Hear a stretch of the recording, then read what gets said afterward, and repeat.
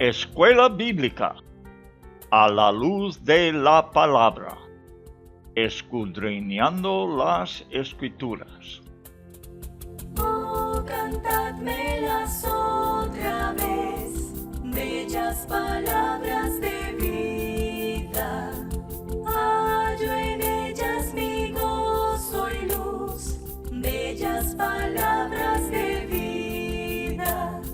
Sí. Luz a las Naciones, canal cristiano de comunicación, presenta A la luz de la palabra, un estudio expositivo de la palabra de Dios, una presentación minuciosa de toda la Escritura, porque es inspirada por Dios y útil para enseñar, para redarguir, para corregir, para instruir en justicia, a fin de que el hombre de Dios sea perfecto, enteramente preparado para toda buena obra. Palabras de vida, bondadoso te salva y al cielo te llama. Qué bellas son. Escuela Bíblica a la luz de la palabra, edificando sobre la roca. Son bellas palabras de vida.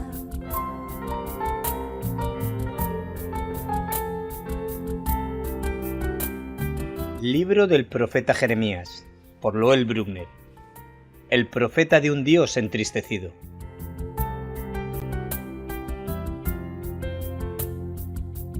Antes que te formase en el vientre te conocí, y antes que nacieses te santifiqué, te di por profeta a las naciones. Libro de Jeremías, capítulo 1, verso 5. Bellas palabras de vida, sí, de luz y vida, son sostén y guía. Qué bellas son, qué bellas son. En Jeremías capítulo 9, el profeta habla de la sociedad en su día. En versículo 8, hicieron que su lengua lanzara mentira como un arco. Y en versículo 8, saeta afilada es la lengua de ellos. Jeremías habló de un arco y también se refiere a una saeta. El arco es la causa y la saeta es el efecto de la mentira. El estado del corazón y la mente deciden lo que la lengua dirá. El corazón planea una acechanza, atrayendo a la víctima por medio de palabras de paz. ¿Puede existir una nación sin un departamento de justicia que trate con estos crímenes? Tiene que haber leyes y sanciones para el que las transgreda. Dios no puede pasar por alto las acciones criminales en su reino. Debe ponerse en acción contra la nación que Él ha formado. ¿No se vengará mi alma? Esto significa que dictará sentencia por violar sus leyes. Ya Dios habló de su venganza en el capítulo 5, eran versículos 9 y 29. Jeremías también se lamenta, no solamente por la destrucción de pueblos y ciudades, sino también por un campo incendiado, hasta tal punto que nadie podrá pasar por el territorio. Las cabañas serán quemadas y el ganado y las manadas no pastarán en los montes. Las bestias salvajes huirán y las aves se irán de la región. La ciudad principal de Judá, Jerusalén, y otras ciudades sin muros quedarán, o con muros, mejor dicho. Ciudades con muros quedarán tan desoladas que los chacales morarán entre sus ruinas, alimentándose no solo de animales domesticados muertos, sino también de cadáveres humanos. Muy buenas tardes, amigos oyentes. Bienvenidos a otro estudio de las Sagradas Escrituras. La Biblia es única, no me canso de decirlo, y no se categoriza entre cualquier otra obra en este planeta. Y tenemos nosotros, una vez más, hoy, la oportunidad de abrir las Escrituras y descubrir las riquezas eternas de otro planeta, no de este, desde el cielo. No debemos dejarnos llevar por medio de la corriente del mundo que nos rodea. La palabra de Dios tiene que formar nuestra mentalidad y los sentimientos de nuestro corazón. Por eso vamos a estudiarla ahora. Y espero que lo hagas cada día en sus devociones personales. Fíjate en Jeremías, cómo declara que Dios habló al profeta y él proclama esta palabra al pueblo. De esta manera se ha formado la Biblia. Una y otra vez dice, así ha dicho Jehová de los ejércitos, Dios de Israel. Así ha dicho Jehová el Señor. Y como el siervo del Señor, Jeremías tiene que hablarlo. La gran mayoría de la gente de este mundo creen en la historicidad de Jesús de Nazaret. Creen que Él existió un día, aunque no sean creyentes. Y han admirado su sabiduría y el gran valor de sus enseñanzas. Y los cristianos, si son cristianos verdaderos, creen que Él es Dios en la carne. Así que Él proclamó la palabra de Dios directamente al ser humano. La Biblia, pues, es la palabra de Dios. ¿Qué tal si leería otra vez lo que leí en el último programa? Una breve historia de la Biblia en español. Será para la persona que no la escuchó en el último programa y para todos nosotros que debemos saber y tener presente el precio pagado para que nosotros hoy en día leemos tan fácilmente la Biblia en el lenguaje español, en España y en otras naciones, en América especialmente, pero otros países igual. Gran número de personas leen la Biblia española en los Estados Unidos. En días pasados no era posible que la mayoría de las personas pudieran leer la Biblia en su lenguaje. Ahora, en el mundo oeste, casi todos pueden tener el gran privilegio de leer y contemplar esta colección de estudios bíblicos únicos y sin igual. Para mí es un gozo poder compartir lo poco que he podido captar, acompañado de la providencia divina que va moviendo en cosas cotidianas, que va operando la obra de Dios en el ser interior. Vale, pues vamos a ver de nuevo cómo se tradujo y se publicó y se esparció la palabra de Dios en español. Ya te digo, años atrás no existió. No me es posible explicar el privilegio que tenemos por poder estudiar sus páginas. Siempre en todo el mundo la traducción de la Biblia a los lenguajes comunes encontró resistencia diabólica.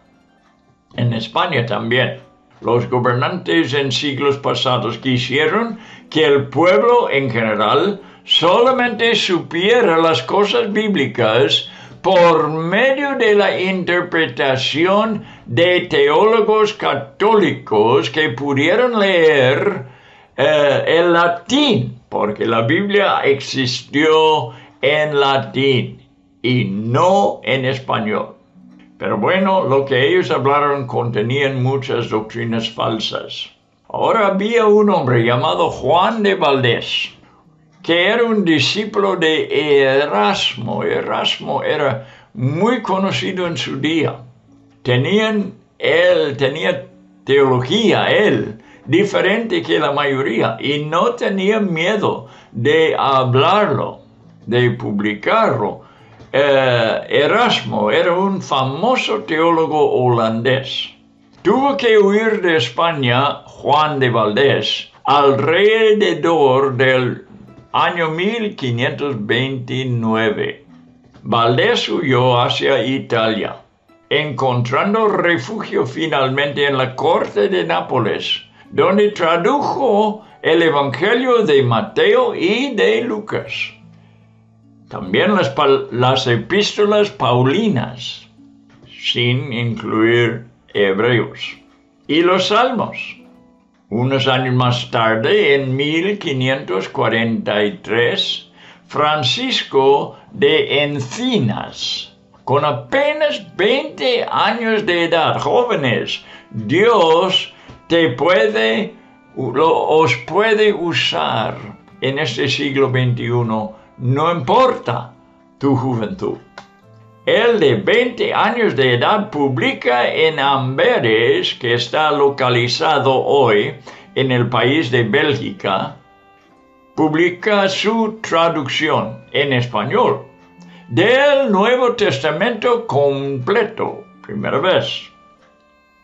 Un año después de la muerte de Encinas y 10 años después de la publicación del Nuevo Testamento, en el 1553, los judíos publican una versión del Antiguo Testamento en español, así que no fue por los cristianos, sino por los judíos, pero ellos tienen el mismo Antiguo Testamento que lo tenemos nosotros. Así que tuvo el público, por medio de judíos, el Antiguo Testamento en español. Julianillo Hernández es otro nombre que se debe mencionar.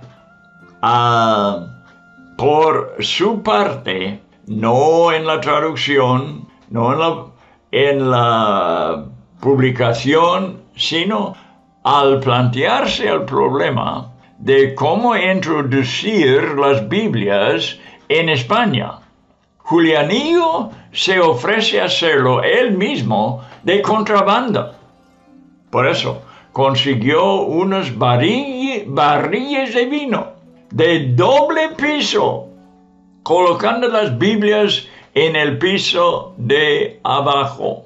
¿Ves la resistencia a que se introduciera la palabra de Dios al público en general en su lenguaje?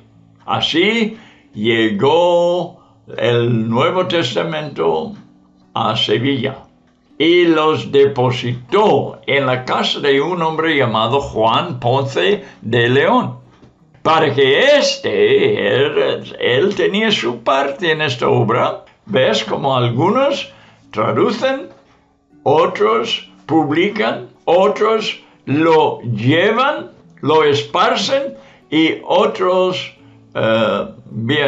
se encargan de distribuirlos. Así, entonces, Ponce de León, Juan Ponce, es descubierto y llevado a la hoguera por haber hecho lo que hizo. Le costó su vida por la Inquisición del 24 de septiembre de 1559.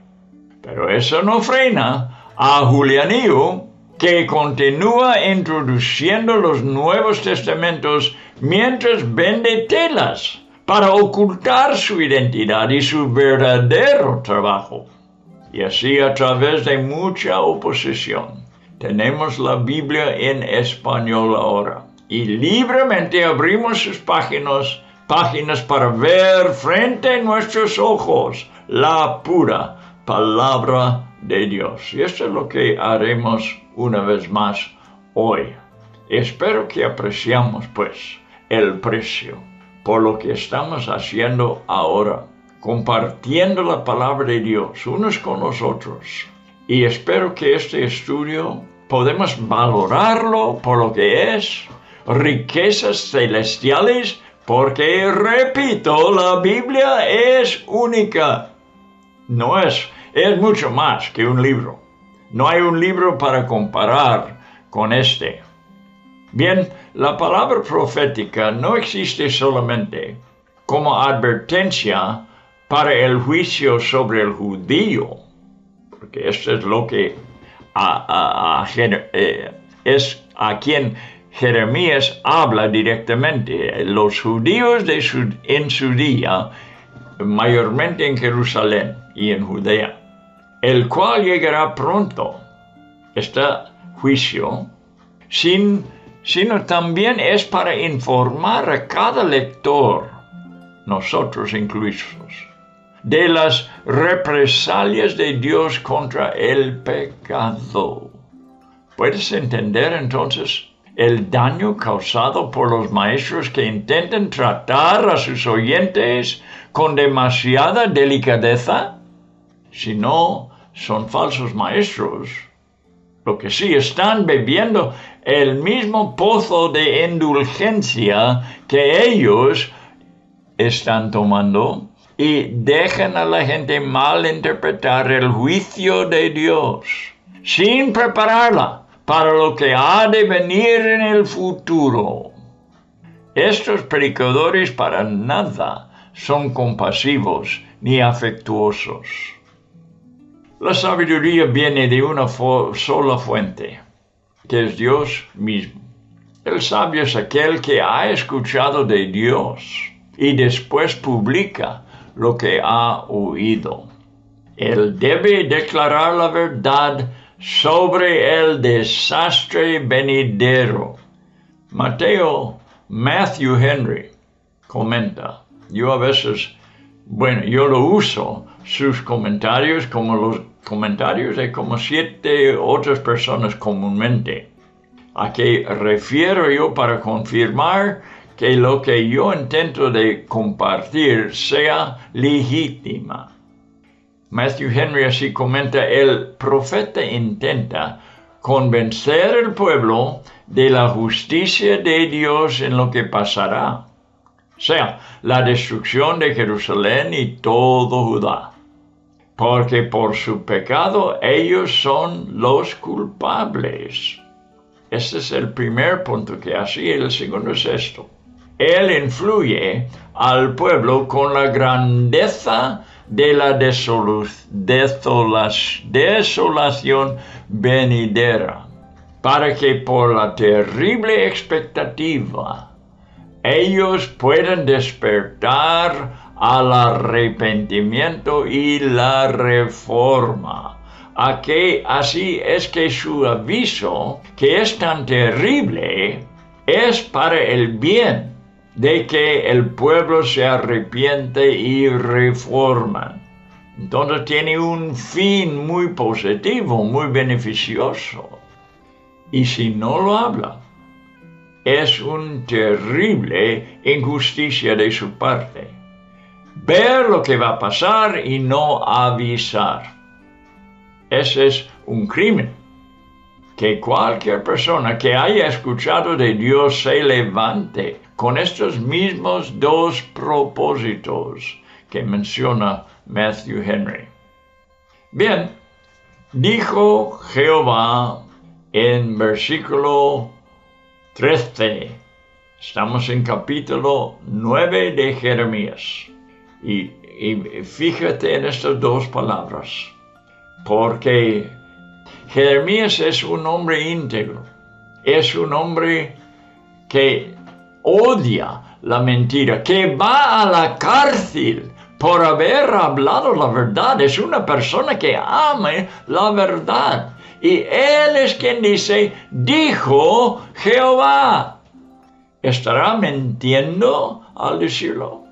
¿Estará hablando una falsedad? En ninguna manera puede ser posible que un hombre como es Jeremías, un hombre santo, un hombre completamente devoto a Dios y a su servicio, habla la verdad cuando él dice, dijo Jehová. La palabra sí, la palabra de Dios, la Biblia, lo dice vez tras vez tras vez, y por eso la llamamos la palabra de Dios.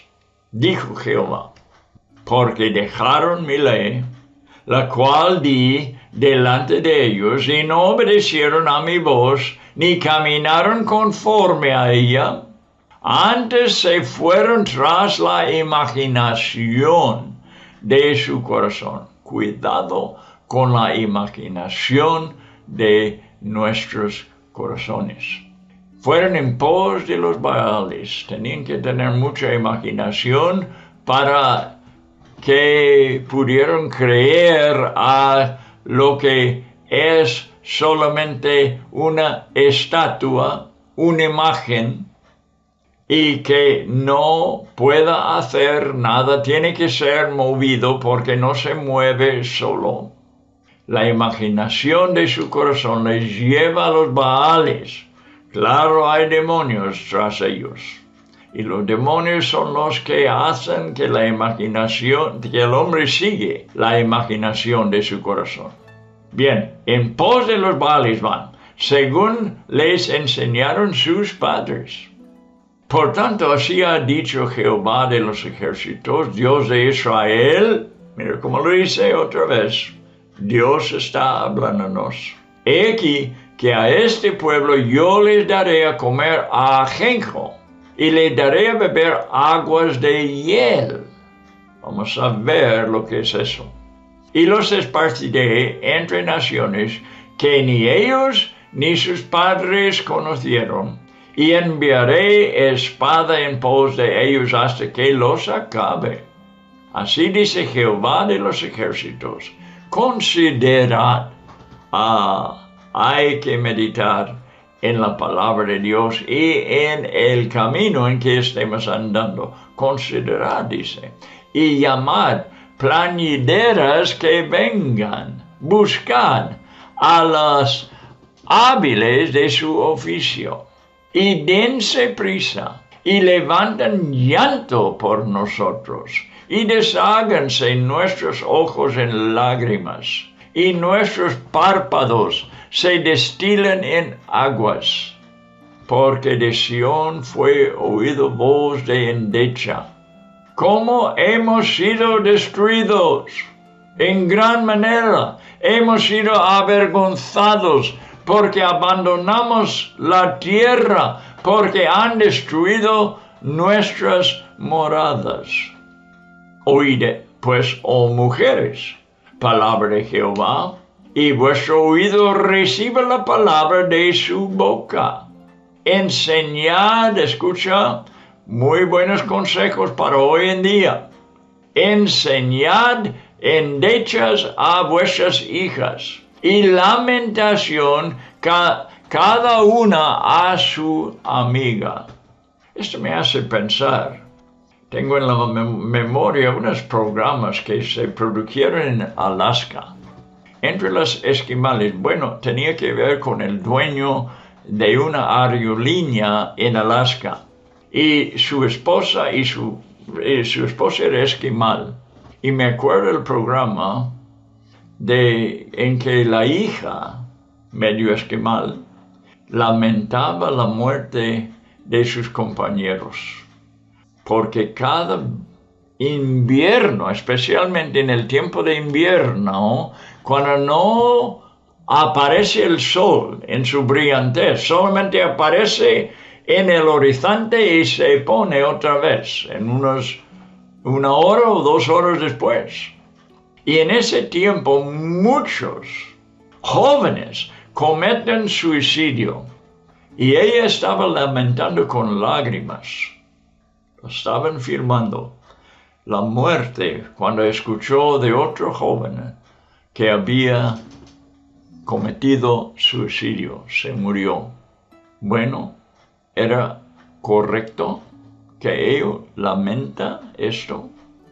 Por supuesto, por supuesto. Por eso dice aquí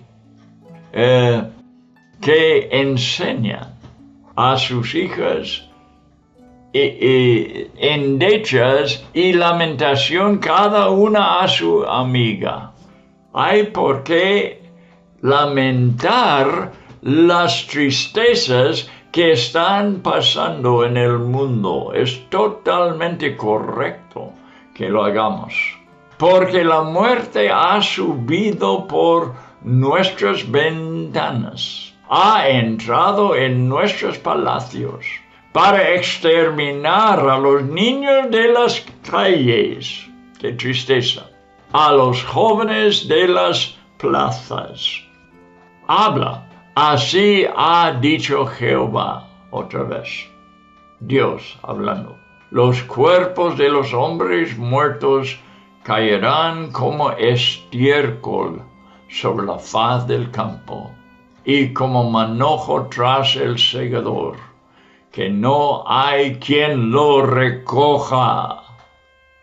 Bien, Jeremías era el profeta llorón, y tenía mucha razón, porque en pocos días iba a haber Jerusalén una matanza tremenda.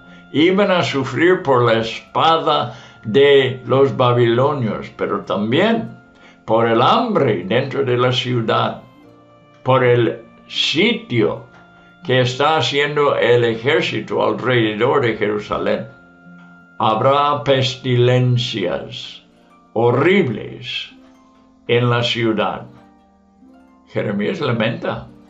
¿Cómo no vamos a lamentar esas cosas? ¿Cuántos han muerto en el mundo hoy en día del COVID? No es para lamentar, es para lamentar.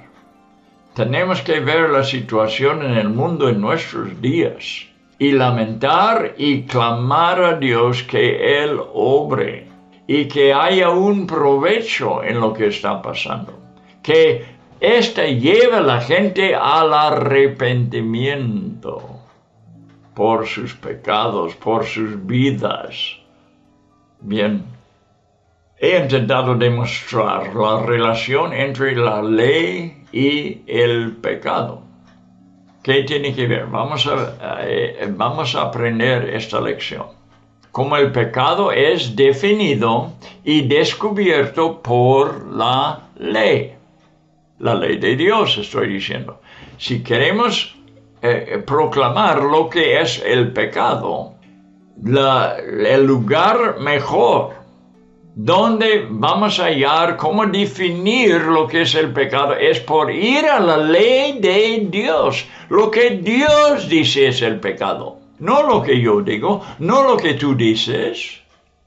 Lo que Dios dice es el pecado. Pablo dijo, no conociera el pecado de la envidia si Dios no hubiera dicho, no codiciarás. Dios lo dijo, por eso es pecado. Lo que Dios dice es pecado, es lo que es pecado. Y el pecado es definido y descubierto por la ley de Dios. Y aquí vemos que Dios declara el juicio sobre su pueblo, porque su pueblo ha abandonado su ley. La ignorancia no es una excusa. Él ha puesto su ley delante de ellos, y en vez de conformarse a ella, en su manera de vivir han desobedecido y la han abandonado. Ahora perdona la pregunta, pero preguntaría a cada cristiano ahora, si están haciendo útil su Biblia en tu casa. La tienes en tu casa. ¿La está utilizando? ¿O están haciendo como los judíos? Tienen la ley delante de ellos y lo ignoran. Ay, amigo mío, te ruego en el nombre de Cristo, levanta tu Biblia de donde está sentado. Ábrelo, estúdialo. Espero que lo estudies con nosotros, los que estamos escuchando este programa, facilitándote un estudio de un libro completo, lo de Jeremías. Y lo hemos hecho por otros libros de la Biblia y otras personas lo están haciendo en esta emisora. Es una gran oportunidad para el cristianismo hoy en día conocer la palabra de Dios. Si nosotros no la conocemos, ¿quién lo va a conocer y compartir la palabra con el mundo entero? Bien, los que han nacido de nuevo tienen a esta ley escrita en su corazón también, que según entiendo, para ellos esta es una ley de la naturaleza, la nueva naturaleza en Cristo Jesús, porque han nacido de nuevo, han nacido de arriba. Pero toda la humanidad ha elegido otra alternativa. Han dejado la ley de Dios y han creado una ley conforme a su propia naturaleza caída, que les conduce a la idolatría. ¿Cómo es que el autogobierno del hombre termina en idolatría? Vamos a explicarlo. Para empezar, como nos dice el versículo 13 que hemos leído, dijo Jehová, ¿por qué dejaron mi ley, la cual di delante de ellos, y no obedecieron a mi voz, ni caminaron conforme a ella? Como nos dice este versículo, al amotinarse, rechazan a Dios mismo y no escuchan su voz. Es una rebelión contra el Creador. Solamente de su voz sale la sabiduría, como declara el versículo 12. Y por eso el hombre es necio, porque ignora la sabiduría de Dios. ¿Cómo no va a terminar necio el hombre? Se une con otros que son como él, y juntos se gobiernan según su propio entendimiento, su necio entendimiento, es decir, según su mente carnal, rechazando todo aquello que no pueden captar intelectualmente. Este proceso continúa de generación en generación. La verdad es la realidad espiritual. Y como el hombre natural no la puede entender, termina burlándose de la Biblia, del cristianismo verdadero, de la cruz de Cristo y de su resurrección. Crea cosas que puede entender y controlar. Y estas cosas, de muchas diferentes formas, son ídolos. Desde la antigüedad y hasta la fecha. El ajenjo es una medicina que tiene que ser tomada en pequeñas dosis, porque en dosis más grandes puede destruir la mente e incluso causar la muerte. El texto que hemos leído tiene que ver con el ajenjo. En Apocalipsis 8:11, las aguas se hacen amargas por causa de una estrella llamada ajenjo, produciendo la muerte en muchísimas personas. Esto está en el libro de Apocalipsis. En el versículo 15, el ajenjo está acompañado de aguas de hiel en nuestra porción. Albert Barnes, otro comentarista, comenta que el verbo del versículo 15 está en tiempo presente. Es decir, yo les doy, tiempo presente, a comer ajenjo. Mientras que los verbos del versículo 16 están en tiempo futuro. Dice también que la hierba probablemente es la amapola y el agua de hiel el opio. Fácilmente. Bien, estamos hablando de lenguaje hebreo, o está Barnes hablando de las palabras hebreas que él ve que algunas están en tiempo presente y otros están en tiempo futuro. Entonces, habla de una cosa en tiempo presente, cuando dice les doy a comer ajenjo, mientras que los verbos del siguiente versículo están en tiempo futuro. Bien, Moisés habló de una raíz en el interior del hombre que produce hiel y ajenjo. Esto está escrito en Deuteronomio capítulo 29, versículo 18. Rechazarán la maldición, que es el juicio enviado por Dios, y se bendecirán declarando.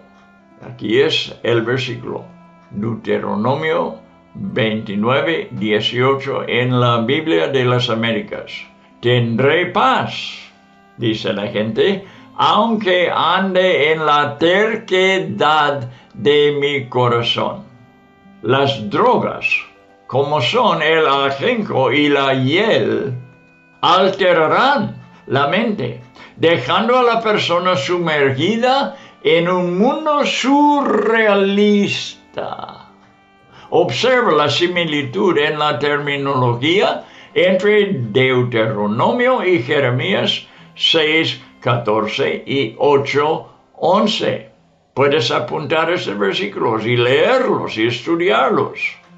La similitud entre estos dos pasajes acerca de una falsa paz. Porque Jeremías dice paz, paz, y no hay paz.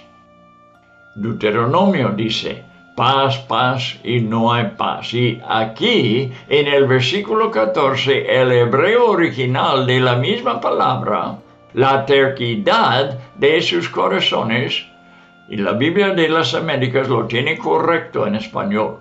Dios no está en esta paz.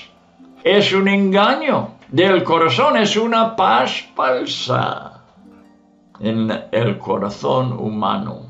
Jeremías combina el corazón humano con los Baales, a lo que Pablo llama idolatría, la religión de los demonios.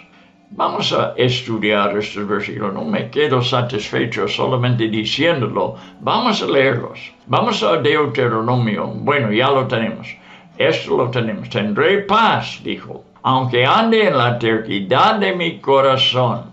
Y en Jeremías 6, 14, vamos por un momento. Y versículo 14, vamos a ver.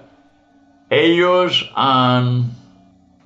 curan la herida de mi pueblo con liviandad, diciendo paz, paz, y no hay paz. Capítulo 8, versículo 11. Y curaron la herida de mi pueblo con liviandad, de la hija de mi pueblo con liviandad, diciendo paz, paz, y no hay paz. El mismo engaño, como encontramos en los días de Moisés, lo estamos encontrando en los días de Jeremías. Uno que habló al principiar la nación judía fuera todavía de la tierra prometida, y Jeremías, después de toda su historia, proclamando la misma cosa, el engaño bajo que vive la gente por una falsa paz. Rechazaron la maldición. Tendré paz, aunque ande en la terquedad de mi corazón. Dios no está en esa paz. Es un engaño. Jeremías combina el corazón con los Baales. Dice, el corazón humano es afectado por dioses falsos, Pablo llama idolatría la religión de los demonios. Quiero que vemos esto. No es puramente adorando estatuas o imágenes, sino están en estas cosas físicas adorando demonios. Vamos a 1 de Corintios 10 y versículo 20 y 21. No podéis beber la copa del Señor, dice Pablo, y la copa de los demonios. No podéis participar de la mesa del Señor y de la mesa de los demonios. Versículo 20, lo que leí era el versículo 21. Ahora, 20 dice, antes digo que lo que los gentiles sacrifican, a los demonios los sacrifican. No es puramente idolatría, es adoración satánica. A los demonios los sacrifican y no a Dios. Y no quiero que vosotros os hagáis partícipes con los demonios. Ahora, otra vez, no podéis beber la copa del Señor y la copa de los demonios. No podéis participar de la mesa del Señor y de la mesa de los demonios. 1 de Timoteo, ahora, capítulo 4 y versículo 1. Pero el Espíritu dice claramente que en los postreros tiempos algunos apostatarán de la fe, escuchando a espíritus engañadores y a doctrinas de demonios. Hay que tener cuidado, hay que vigilar, hay que orar, que Dios nos cuida, que Dios nos guarda en estos días tan peligrosos. El ajenjo espiritual destruye la mente, resultando en una locura total. Porque rechazan al Dios verdadero, Él los entrega en manos de estos dioses paganos y las naciones que los sirven. Hemos leído en nuestro texto. Dios seguirá a algunos con la espada, aunque no a todos, porque ha prometido no destruir del todo.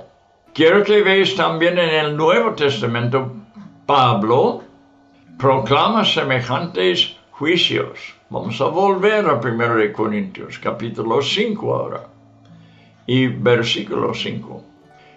El tal sea entregado, está hablando de un individuo en la iglesia de los Corintios, a tal sea entregado a Satanás para destrucción de la carne, a fin de que el espíritu sea salvo en el día del Señor Jesús. A fin de que el espíritu sea salvo. En 1 de Timoteo otra vez, capítulo 1, versículo 20, de los cuales son Himeneo y Alejandro, a quienes entregué a Satanás para que aprendan a no blasfemar. Semejantes juicios. Las personas que no prosperan en el ambiente y la enseñanza de la iglesia tienen que aprender de un modo mucho más duro, por estar sometidos al reino de las tinieblas. Pero la intención de Dios es corregirles. En el primer caso, dice, a fin de que el espíritu sea salvo. Y en el segundo caso, para que aprendan a no blasfemar. Es que Dios tiene en mente remediar sus corazones y la condición de sus corazones. Y como no han podido prosperar en la iglesia, Dios les somete al reino de Satanás, donde sufrirán las consecuencias de su pecado, a fin de que se arrepientan y vuelven a Dios. Este es el significado de estos dos versículos. El juicio es seguro, y el Señor les instruye para que llamen a mujeres plañideras hábiles, bien entrenadas, y las emplean en el luto venidero por los muchos muertos, dice nuestro texto. El juicio se acerca, y por esta razón deben venir pronto para poder socorrer al pueblo, que expresa su tristeza por medio de lágrimas. Observa el lenguaje gráfico. Nuestros párpados se destilan en aguas. Versículo 18 otra vez. La profecía es realidad espiritual, y la lamentación desde Sion es audible para el profeta. Puede aún distinguir las palabras: como hemos sido destruidos, en gran manera hemos sido avergonzados, abandonamos la tierra, proclaman. Y Jeremías escucha su clamor.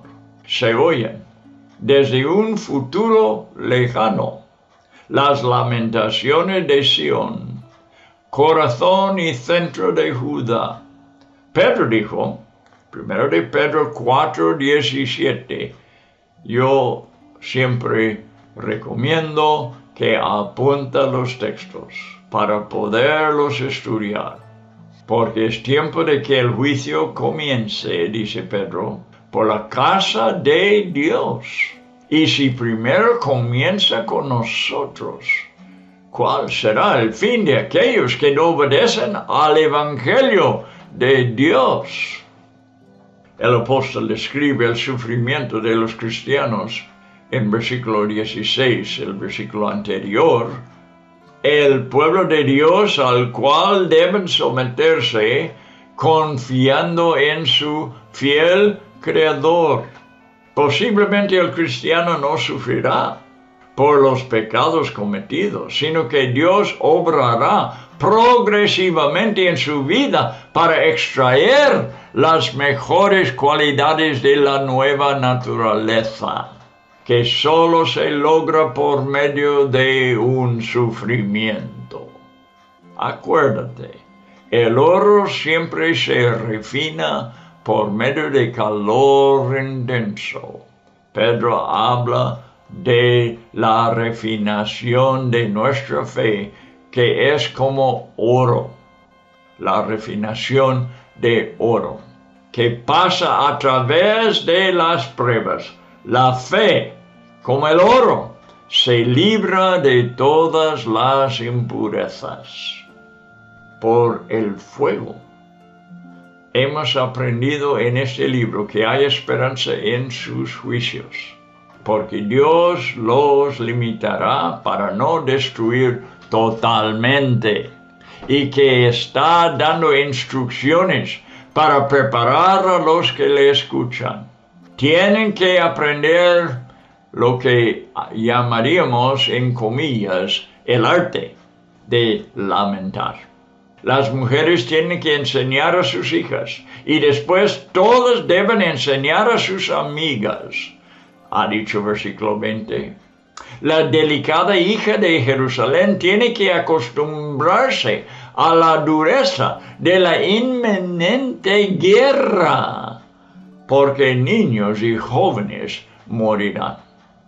Ya no se va a contar como cosas que ocurren en la vida de otros, sino que entrarán en sus casas y vendrán a sus indefensos en las calles y plazas. Aunque no abran sus puertas, la muerte entrará por las ventanas, y ni siquiera escapará la gente que está en las mejores circunstancias, según versículo 21. Estamos, hermanos, en la palabra de Dios. Y podemos ver en el mundo entero las muchas consecuencias del pecado de la sociedad en general, en todo el mundo.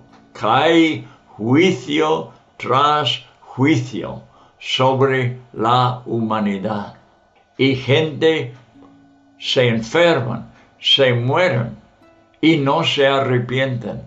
Hay que lamentar, hay que orar, hay que buscar la manera de alcanzar al pueblo en nuestros días, alrededor de nosotros, que están sufriendo las consecuencias de sus pecados.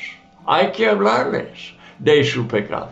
Hay que aclararles por medio de la ley de Dios que Dios les ha dicho: no mentirás, no robarás, no cometerás adulterio, no hablarás testimonio falso.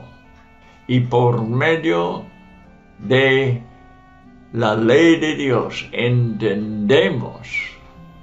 entiende la sociedad que está andando en pecado y todo el juicio que cae sobre el mundo es el resultado del pecado. Por eso deben arrepentirse de sus pecados, de su manera de vivir, de conducir a su propia vida según las imaginaciones de su corazón.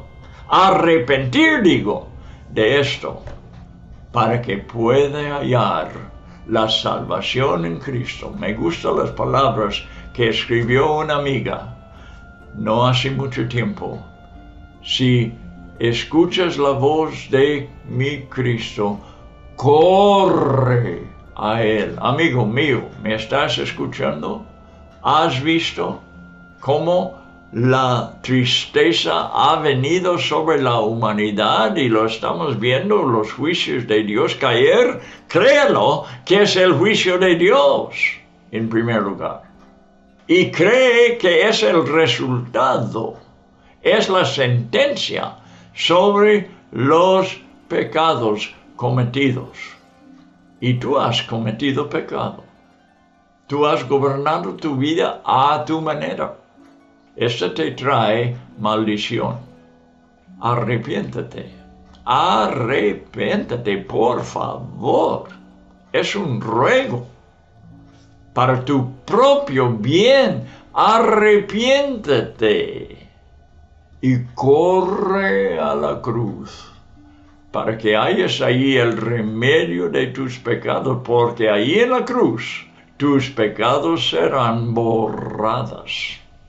Serás limpiado de todos tus pecados, no importa cuántos sean. La cruz es el remedio para ti.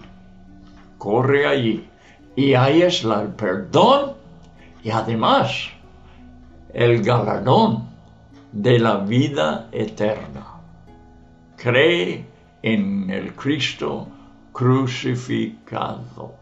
Bien, con estas palabras terminamos el programa de hoy. Espero que cada miembro de la Iglesia de Cristo ha aprovechado y ha sido instruido por medio de nuestro hermano Jeremías, el gran profeta de Dios, que Dios nos da para nuestro provecho aún hasta el siglo XXI.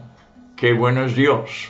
Tenemos estos amigos profetas que nos está hablando la verdad para el provecho en el tiempo moderno.